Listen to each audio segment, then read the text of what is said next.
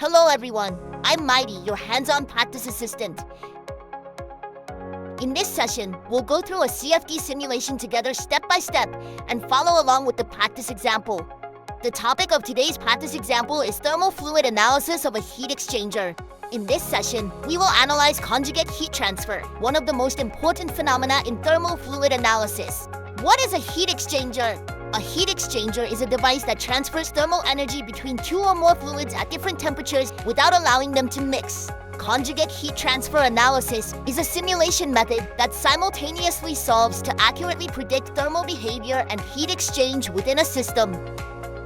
Before we begin today's practice, let's check the model and boundary conditions. The model is divided into solid and fluid regions, and the fluid region is further divided into gas and coolant domains. The analysis conditions for each region are shown on the screen. First, after running NFX, click New button in the upper left corner to create a project. Then verify the unit system and click OK. Now, let's import the model. Click Import in the Geometry tab to open the CAD file. Once the model is loaded, right-click in the workspace and select Hide All Guides. Now, let's move on to defining the material properties and analysis settings. For CFD simulations, fluid and solid material data must be selected from the materials labeled CFD in parentheses.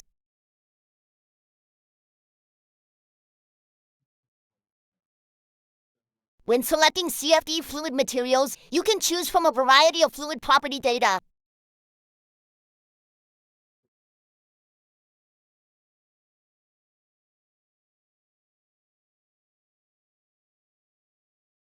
For properties, since we are performing a 3D simulation, click 3D first, then move to the 3D CFD tab and add the water, air, and CUS 304 material properties that we created earlier.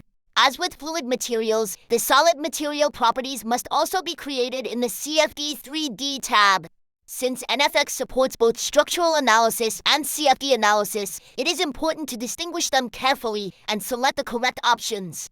Then, shall we generate the 3D mesh? Click the 3D tab and select the target flow domain.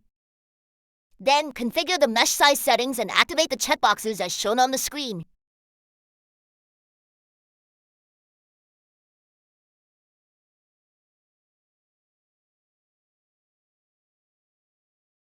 After selecting all target regions for mesh generation, make sure that the properties have been correctly assigned. Then, click the arrow on the right and enable geometry proximity and avoid tetra with all boundary nodes to create a higher quality mesh.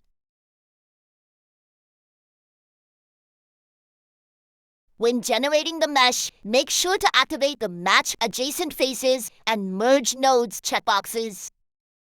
These options are required to calculate fluid flow and heat transfer properly between each region, so please pay close attention to this step. For the initial mesh generation, it is not necessary to enable the Match Adjacent Face Mesh and Merge Nodes options. However, for all subsequent mesh generations, these two options must be enabled. Please make sure not to overlook this requirement.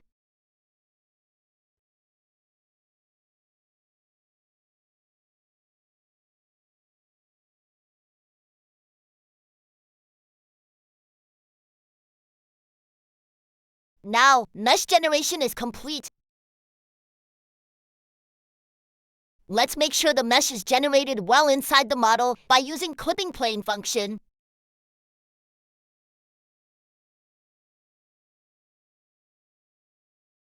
Let's move on to setting the boundary conditions. Let's configure the inlet, outlet, and wall boundary conditions of the flow domain as shown on the screen. Now, follow along with the boundary condition setup process while watching the screen.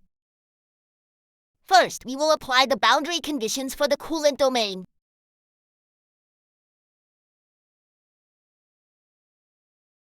Set the inlet velocity to 0.5 meter per second, specify a fixed temperature of 60 degrees Celsius, and then assign the outlet pressure condition.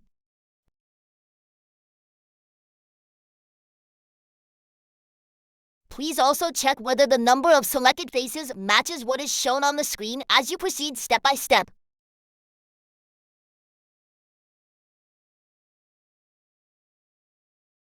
At this time, be careful not to include the inlet and outlet surfaces when setting the wall boundary conditions.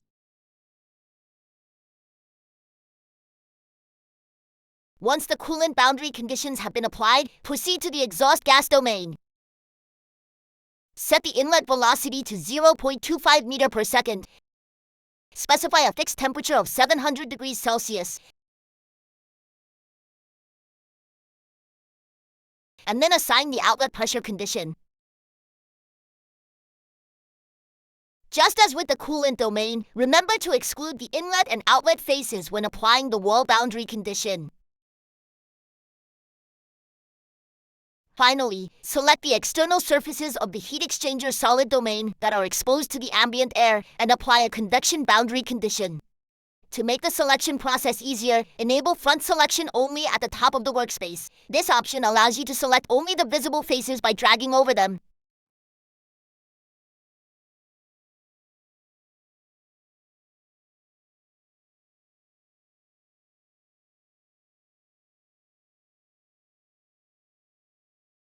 Please verify that a total of 26 external faces have been selected. Next, enter an ambient temperature of 25 and a film coefficient of 4.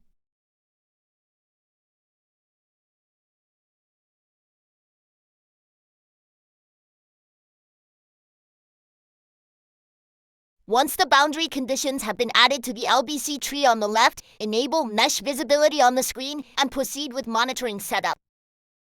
Monitoring is highly recommended because it allows you to output calculated physical quantities from selected nodes, surfaces, or volumes during the simulation analysis. In this session, we will monitor the nodal data at the exhaust gas outlet and coolant outlet faces. Now, we're almost done! Let's move on to creating and configuring the analysis case. Since this is a conjugate heat transfer analysis, all analysis modules must be selected. Also, check the module information to make sure that the appropriate turbulence model has been selected.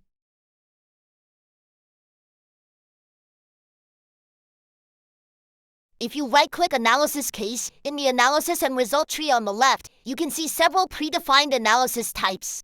From here, create a steady-state CFD, then click Edit. You will then see an analysis setup window like the one shown on the screen a moment ago. Then click Initial Condition at the bottom of the screen and select Field Definition to set the initial temperature of both the fluid and solid domains to 25 degrees Celsius.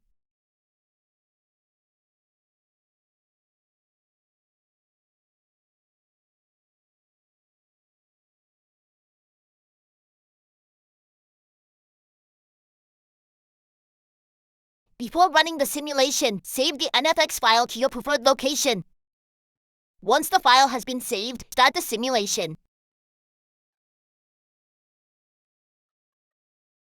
This analysis may take some time to complete, so we will skip ahead and review the intermediate results. In the Analysis and Result tree on the left, you can review the results for each calculated step.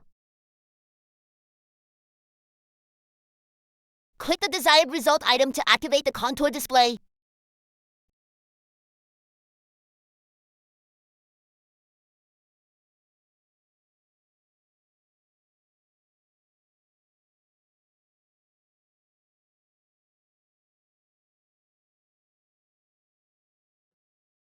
You can also view vector plots by disabling the contour display in the upper left corner of the Results tab and selecting Slice Plane Vector in Vector tab. Now, let's review the results on different section planes. Select the desired plane direction and examine the flow behavior.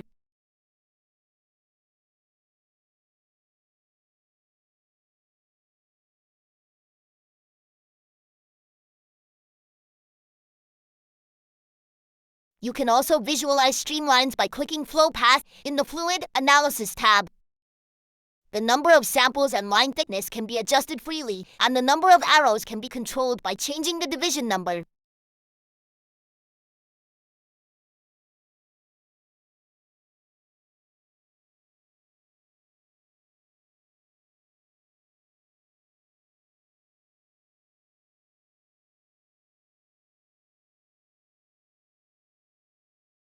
Finally, you can review the temperature distribution results on various section planes.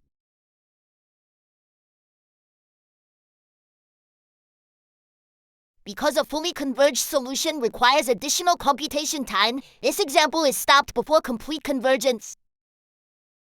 For accurate results, the analysis should be run for a sufficient amount of time until the solution is fully converged, followed by a detailed review of the results.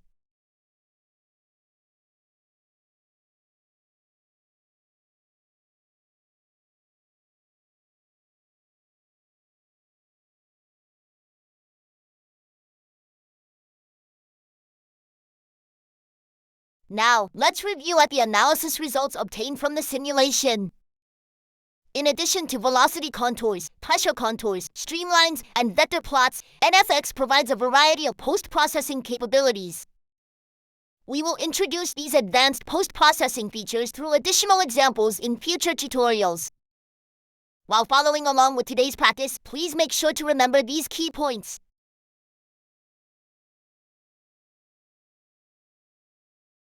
How was today's lecture? Simulation may seem difficult at first, but if you follow the steps and practice hands-on, you can get started with confidence. With MIDAS NFX, learn the fundamentals one step at a time and challenge yourself with a variety of simulation examples. Then, see you again in the next video. This has been Mighty, your hands-on practice assistant.